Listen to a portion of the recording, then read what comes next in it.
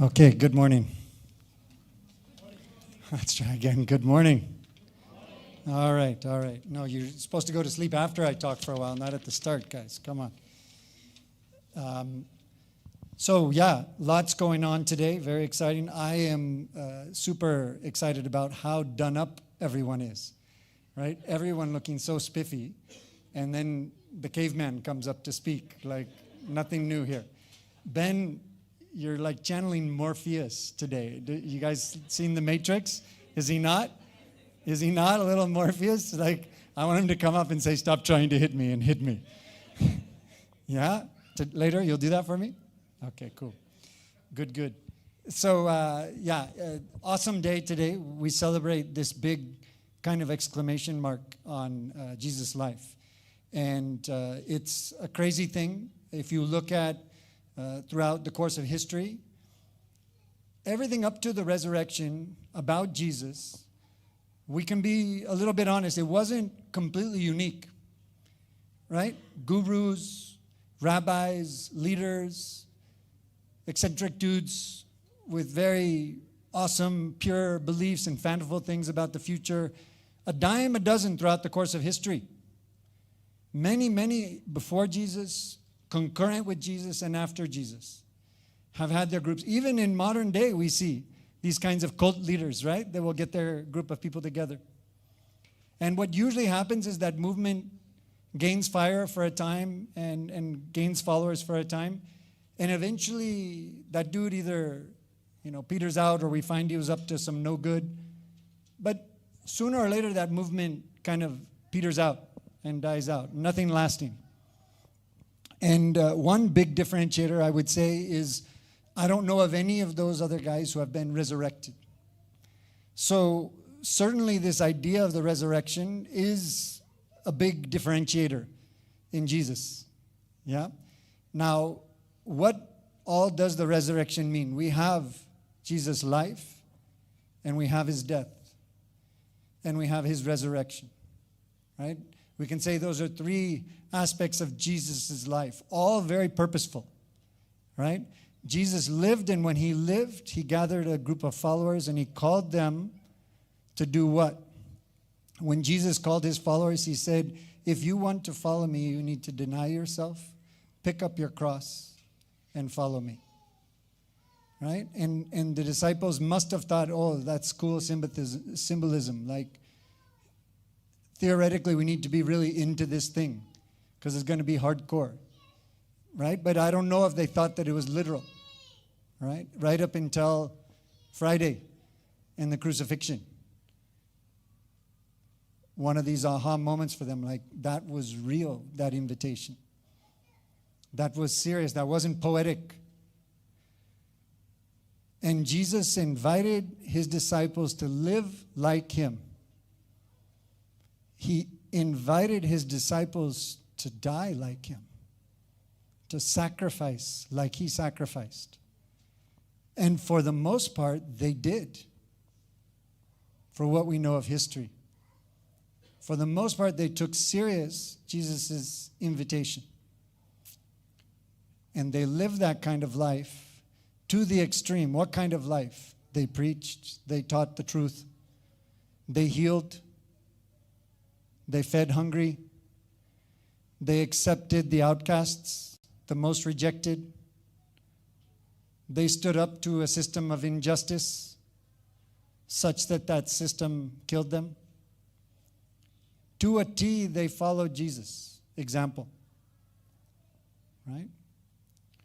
Now, one thing we have to ask ourselves is, why did this group of followers persist with that mission in a way that no other group of followers in the history of time, of the history of these crazy, eccentric guru leaders, how come this small group of marginalized people in Jerusalem turned into hundreds, and then thousands, and then tens of thousands, and then hundreds of thousands, and then millions? And how come these quirky beliefs came to be the underpinning of what most of the world today believes is the way that we should value others? They might not say it as children of God, but human rights, that's Jesus stuff. Nothing more than that. The fact that we don't have slavery today, that's Jesus stuff. Right? That didn't come from other traditions. That came from Christian tradition. Why this group of people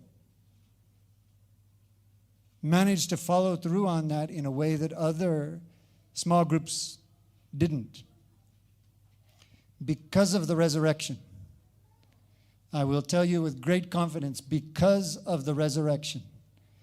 In fact, this is one of the things that historians use to accept the fact, because in antiquity, it's very difficult to come up with actual physical proof and artifacts of the events that happened. So, forget Jesus, all other historical figures, we're looking at different accounts, different things that people did responding to this leader, that leader. And one of the reasons why historians can have confidence that Jesus lived, that Jesus was crucified, and in fact that he was resurrected, was that this group of people did what they did with the level of conviction and persistence that no other group in the history of time has done. And so they say there's only a couple of alternatives, right? Either they were totally confused or they were liars about it. But who at this level would go to their own grave following what they know was a lie?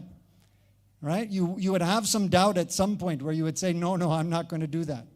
Why did they follow through? Why? Because they saw Jesus after he had been killed. Right? These guys on the road, they're still in that stage of not fully processing the resurrection. Forget the resurrection, the death of Jesus. They're confused. You heard it in the text that Mahi read. We thought he was supposed to be the one.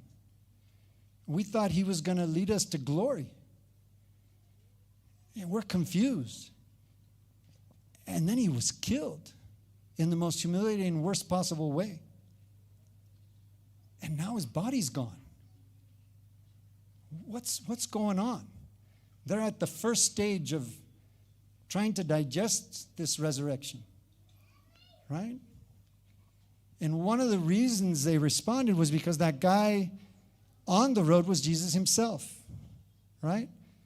And how is it that these guys who knew him and hung out with him are not recognizing him, right?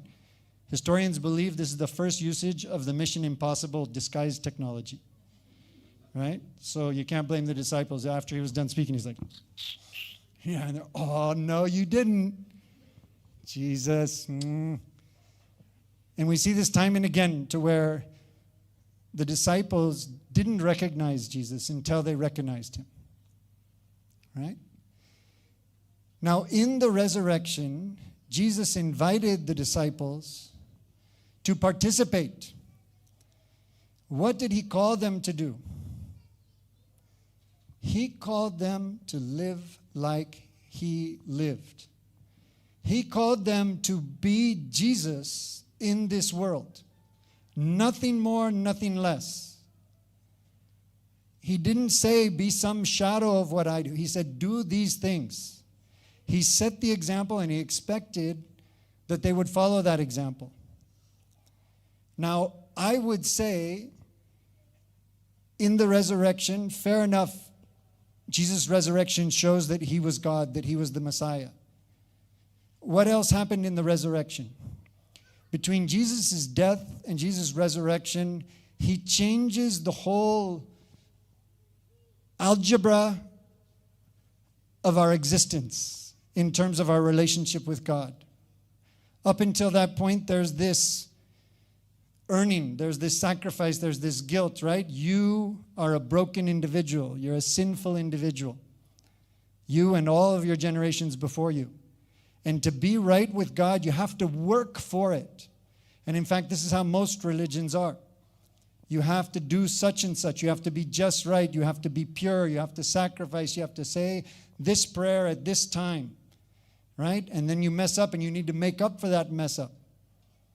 That is the fundamental algebra of the relationship with God until the cross and until the resurrection. At which time Jesus said, I've forgiven it all. No more games, no more earning. Your chains have been broken. You are entirely set free. Nothing you have done, nothing that's been done to you, nothing you will do is too much. I've forgiven it all already. You're free, completely free. And why completely free? To do the things that I did, to serve the way I served, to sacrifice the way I sacrificed. Nothing more, nothing less, just out of a response to the love you've received. Not in any way, shape, or form trying to earn something. So that fundamental algebra, calculus of our relationship with God changes at the time of the resurrection. We are entirely set free of that burden, that yoke that we carried. But the third part of the resurrection that I think we brush over a bit, and we know, we've heard the accounts, and I have no doubt that there was, Jesus physically left the tomb and physically appeared to others. But I'll tell you what, if that was all that the history books had, if that was an account that we memorialized and we came together once every Sunday in springtime, and we talked about, yeah, that resurrection, that's a nice, interesting fact. That's a very powerful quirk of history. I would say then the resurrection loses almost all of its power. The only reason that the resurrection had power was because the disciples lived it. They became the resurrected Jesus to their neighbors, to their enemies, to the people around them. That person who was suffering and they came to their aid, they revealed that it wasn't Peter, it was Jesus in the Mission Impossible mask. It was Jesus living through Peter.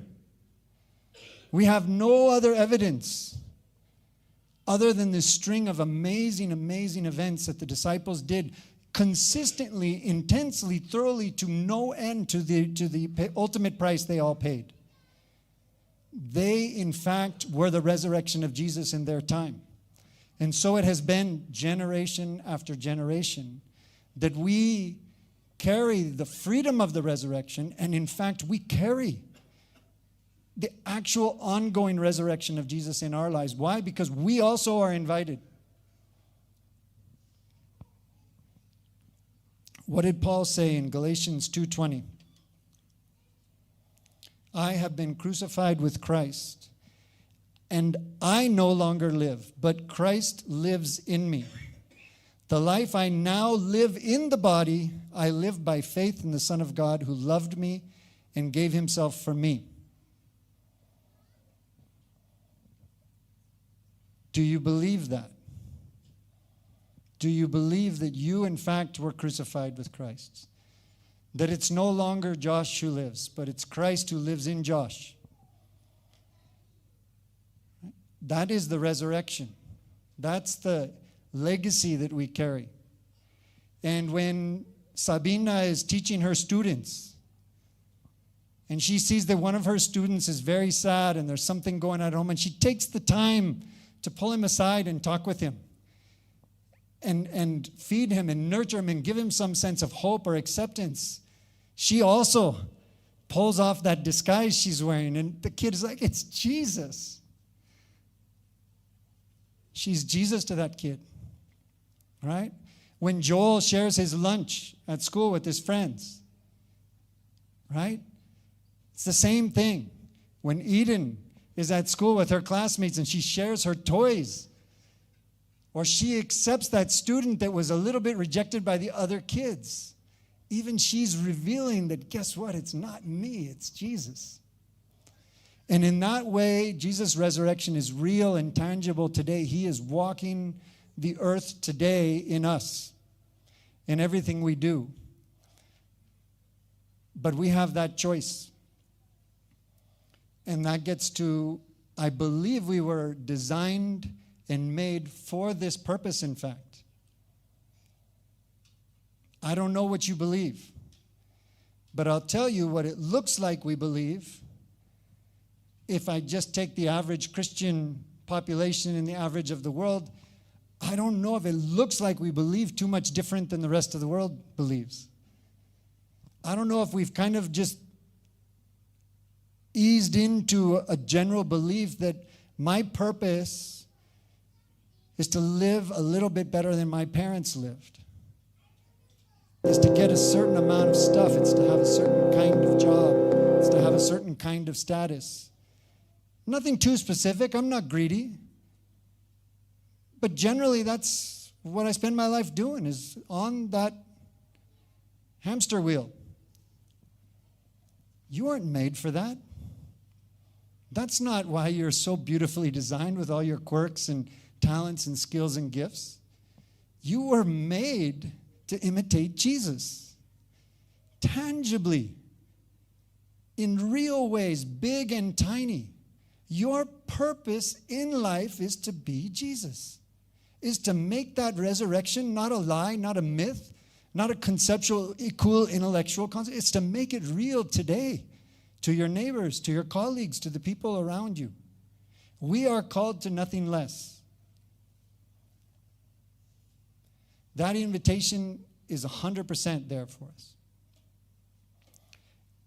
And we get bogged down thinking that we're not worthy. We know what we've done in the past. We know what's been done to us. We carry shame. We carry regret. God doesn't want perfect vessels. There are none. You're just fine. You're ready to be Jesus as you are. You might have certain things that you know you want, addictions that you're struggling with today or whatever. Jesus removes all of those so that you can be Jesus. No other reason. Not to be a better employee, not to be a more successful son or daughter, but to be Jesus. This is our calling. And I would say that even Jesus gave this beautiful gift to us leading up to his death, where he had this Last Supper, this meal with his disciples, where he gave this gift of remembering him to them. And we're going to participate in that tradition today for those of you who are followers of Jesus and you want to remember this sacrifice and this resurrection. And he did this in a meal. Now and if you want to participate, the team is going to circulate these nice hermeneutically sealed little modern imitations of the Last Supper. But keep in mind that the Last Supper was a meal. They didn't eat some like styrofoam half-not food wafer and some shot glass of whatever juice, right? This was a meal. They were breaking bread. This was a substance, right? The cup was shared. That was what they drank. It was a full meal. It was nourishment. It was energy. And yet Jesus says, this is my body that I have broken for you. This is my blood that I'm shedding for you. Why? For the new covenant, the new relationship, the new calculus. Changes everything. You are freed. And here's the fuel. You've got me coursing through your veins. You've got me providing energy to you. This is me I'm giving you. Consume it. Let it fuel you. This is the invitation when we come to the table. And this is the invitation when we accept Jesus, is to live like this. And so, as we share the elements today, reflect and feel that this supernatural embodiment in you is real. That when you take these elements, this is Jesus, broken for you, shed for you. And I would ask that you reflect and pray, who in your life needs to meet Jesus? Who in your life needs Jesus to serve them in some way or the other? And are you not in a position to be Jesus to them? So please reflect pray and take the elements at your own time.